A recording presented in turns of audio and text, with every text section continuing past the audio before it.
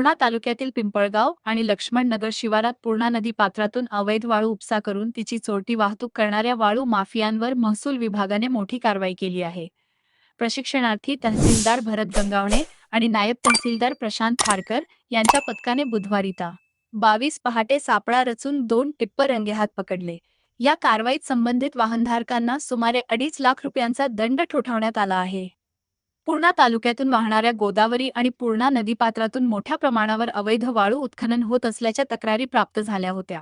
याची गंभीर दखल घेत उपविभागीय अधिकारी जीवराज डापकर यांनी महसूल विभागाला कडक कारवाईचे आदेश दिले होते.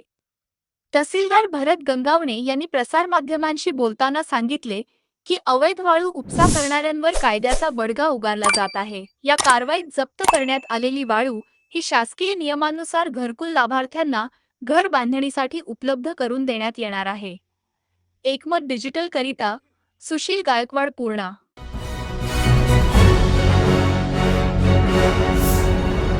Thanks for watching Ekmat Digital.